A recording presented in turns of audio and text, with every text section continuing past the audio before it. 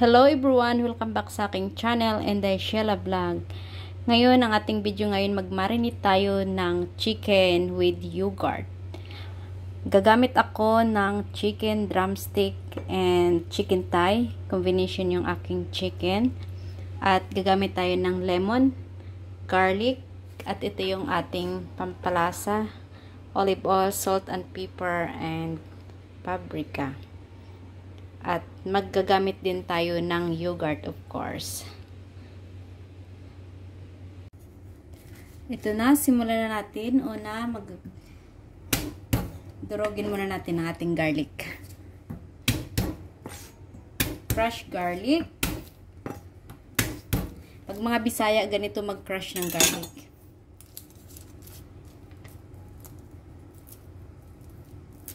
Tanggalin natin yung balat niya.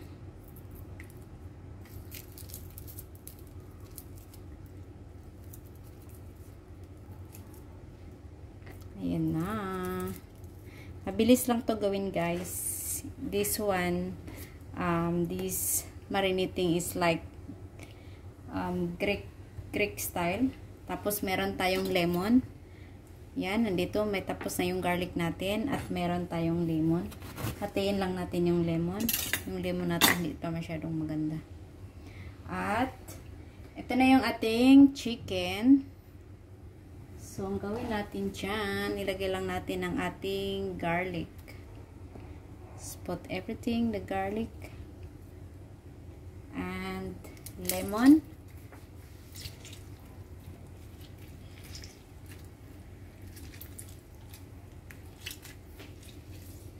Lagay lang natin yung lemon.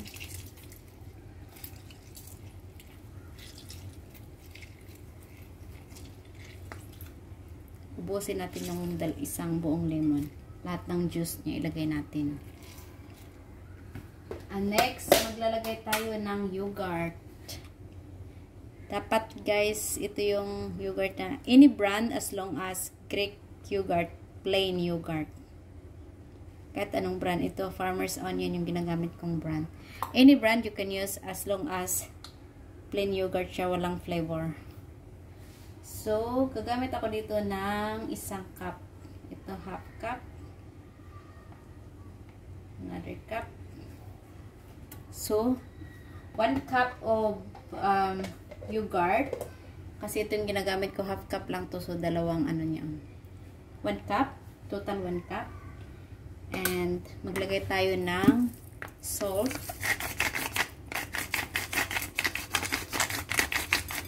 Yung salt, like about 1 teaspoon of salt. Tansya ko lang to. Then, maglagay din tayo ng black pepper.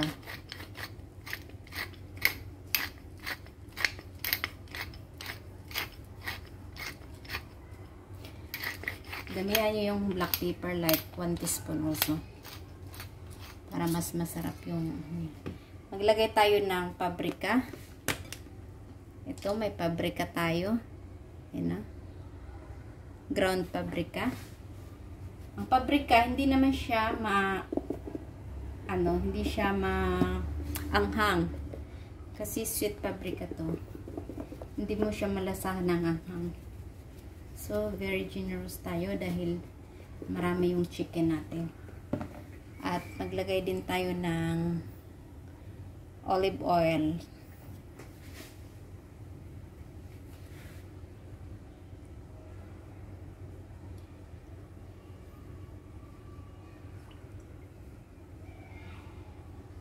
I think yung olive oil like 1/4 cup. So, itatansya ko lang ito kasi hindi ko na minimeasure.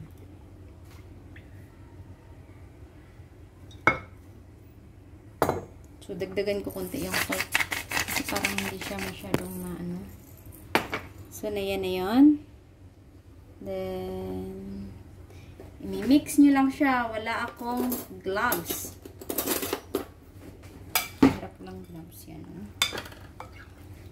Mix together. Then all the ingredients, all the seasoning will combine. Everything will combine. Greek style to. Pero, I think international already will do like this. Tapos, ibibig ko to siya mamaya ng, I think, i-marinate ko muna siya minimum 2 hours. Or more than that, it's okay. Pero you don't do like overnight kasi yung yogurt niya ba magbuo-buo. Tapos, guys, i-bake nyo lang to mga 50 minutes. Basta maluto na yung chicken at mag-brown. And, pwede kayong gumawa ng tzatziki sauce para pang dipping ninyo. So, ganito na yung itsura niya, see? Ganda na yung kulay niya. Tapos, ipakita ko mamaya kung paano i-bake. Ilagay ko muna to sa fridge para ma-marinate siya. Para yung lasa niya ay talagang manunuot yung lasa niya sa loob ng chicken. So, pag nag-bake kayo, yung remainder sauce, ilagay nyo sa bottom ng chicken. Para pag, may sauce pa rin siya, hindi siya magda-dry. Yan.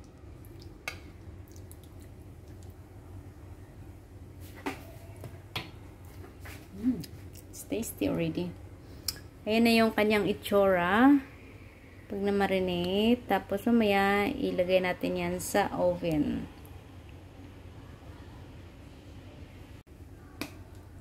Magdagdag pala tayo ng oregano. Sabi ko parang may kulang sa aking marinate. Hindi pwedeng mawala yung oregano pag ganito na pagka-marinate. Dried oregano, guys. Hindi pa ako nakatry gumamit ng fresh oregano. Pero pag nagluluto talaga kayo ng mga, especially yung Western food or mga Western and Middle East, lagi silang gumagamit ng oregano.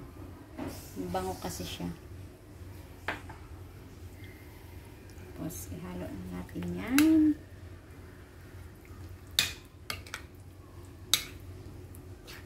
Nagdagdag kasi siya ng flavor. Sabi ko, parang may nakakalimutan akong ingredients. Yung oregano pala. Yan na yung itsura niya. Yan, ready na yan sa pagbibake. Ito na yung ating na-marinate. Yan na, guys. Ready to bake na siya. So, ilalagay lang natin yan dito sa baking tray.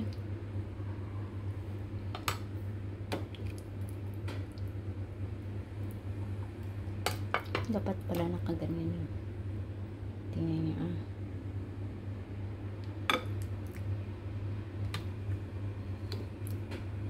Pagsama natin lahat ng drumstick.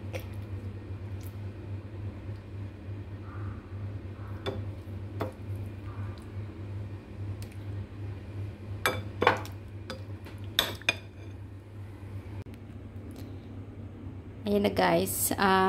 Ready to bake na siya. At na-preheat ko na din yung oven. So, ilagay na natin sa oven.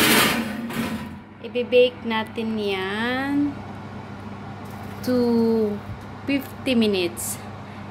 So, yung temperature ng oven natin is 190 degree. 375 Fahrenheit.